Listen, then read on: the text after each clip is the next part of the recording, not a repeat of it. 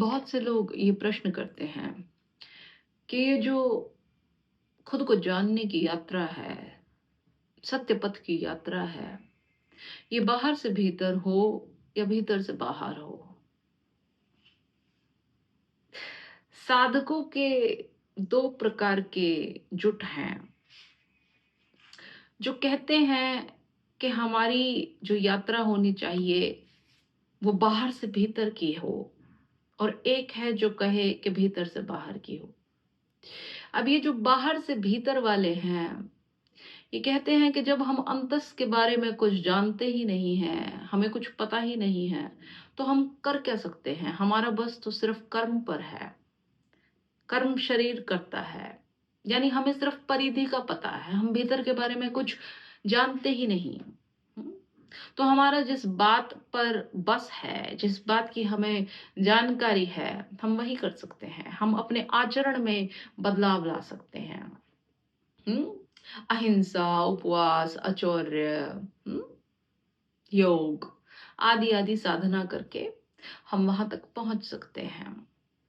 ये बात भी ठीक है, साइंटिफिक है, समझ में आती है कि भाई हम जिस बारे में जानते ही नहीं वहां जाएं क्या, हमें कुछ पता ही नहीं। शुरू वहीं से कर सकते हैं ना जहां का हमें कुछ पता हो, कुछ एबीसी जानते हो हम। हम्म? तो ये जो ग्रुप है ये कर्म पर फोकस करता है कि आप जो कर्म कर रहे हैं उससे आपका चैतन्य निर्मित हो रहा है। इसलिए इसका फोकस ये जो आप चीजें कर रहे हैं इससे आपके आत्मा के निर्माण में है। मतलब कहना कि अगर आप चोरी नहीं करेंगे, डाका नहीं डालेंगे, हत्या नहीं करेंगे, सदा सत्य बोलेंगे आदि आदि, तो इससे वैसा ही विकास आपकी आत्मा में भी होगा। समझ रहे हैं मेरी बात? ये इस तरीके से सोचते हैं। फिर जो दूसरा जुट है जो भीतर से बाहर की बात करता है, वो ये कहता है कि ये जो आचरण है इससे आत्मा निर्मित नहीं हो रही, बल्कि आपका आचरण उस आत्मा की अभिव्यक्ति है। हम्म, समझ रहे हैं? जो आपके भीतर है वही आपका कर्म है। आप जो कर्म करते हैं उससे आपका भीतर निर्मित नहीं हो रहा। एक ये ग्रुप है। इसको ऐसे समझिए जैसे आप आम का पेड़ है। अब आम के पेड़ पर मीठे आम इसलिए लगते हैं क्योंकि उसके अंदर उन मीठे आमों का बीज है। हम्म? उसकी आत्मा, उसका बीज आम का है, इसलिए उस पर आम के फल लगते हैं। ठीक है। नीम के पेड़ पर तो आम के फल नहीं लग सकते क्योंकि नीम में नीम का बीज है। ठीक है। तो जो फल हुए वो लास्ट उसका कर्म हुआ, वो अभिव्यक्ति हुए। वो आम इसलिए लग पाए क्योंकि पेड़ की जड़ में जो बीज था वो आम का था, उसकी आत्मा आम की थी। इसलिए आम का फल कर्म के स्वरूप में निर्मित हो गया, अभिव्यक्त हो गया। ठीक है। उल्टा नहीं होगा कि जो फल लगा है उससे उसका बीज निर्मित हुआ। एक ये ग्रुप है जो इस तरीके से सोचता है और इस तरीके से अपनी साधना करने की चेष्टा करता है। हम्म? जो ये कहता है कि जब तक अंतस में बदलाव नहीं आएगा तब तक बाहर कुछ नहीं बदलेगा, और अगर कुछ बदलने की चेष्टा भी की जाए तो वो सिवाय दिखावे के और कुछ नहीं होगी। मतलब उनका कहने का ऐसा है कि अगर आप बाहर, मान लीजिए फॉर एग्जाम्पल मैं अहिंसा की बात लेती हूं, बाहर आप कितनी भी अहिंसा साधने की कोशिश कर लीजिए, पर अगर आपके भीतर हिंसा है तो वो जो बाहर सदी हुई अहिंसा है वो फेक है।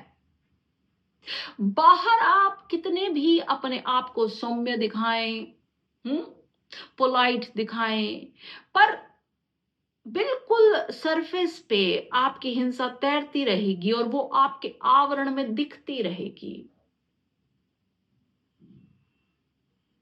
और एक भयानक विस्फोट का रूप भी ले सकती है वो। हम्म? क्योंकि आप उसको जबरदस्ती दबाने की कोशिश कर रहे हैं, वो आपके अंदर से नहीं आ रही है। समझ रहे हैं आप मेरी बात? तो ये एक ग्रुप है जो इस तरीके से सोचता है। अब क्वेश्चन ये आता है कि भाई कौन सी बात ठीक है?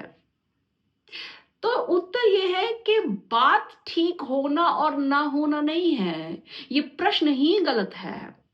क्योंकि हमारा जो दृष्टिकोण है वो चीजों को विभाजित करके देख रहा है, दो में देख रहा है, बाहर और भीतर। जबकि ये विभाजित है ही नहीं, ये संयुक्त हैं, इंटीग्रेटेड हैं, ये एक साथ काम करते हैं। आप कोई भी साधना बाहर कीजिए, उसके परिणाम भीतर नजर आएंगे। हम्म। और कुछ भी आपके अंतस में जो बदलाव आएगा उसके परिणाम आपको बाहर नजर आएंगे। ये डिवाइडेड फॉर्म नहीं है जैसे हम इसको सोच रहे हैं। हम द्वैत में इसको देखते हैं हमेशा, हमारी आदत है। जबकि ये एक दूसरे के छोर हैं। समझ रहे हैं आप? एक स्प्रिंग को खींच दिया गया है। इसको ऐसे लीजिए, मान लीजिए आप किसी व्यक्ति को कहते हैं भाई ये बूढ़ा है, तो उस बूढ़े में उसके जीवन के जो बाकी हिस्से हैं वो समाहित हैं। उसका बचपन, उसकी जवानी वो समाहित हैं। ठीक है।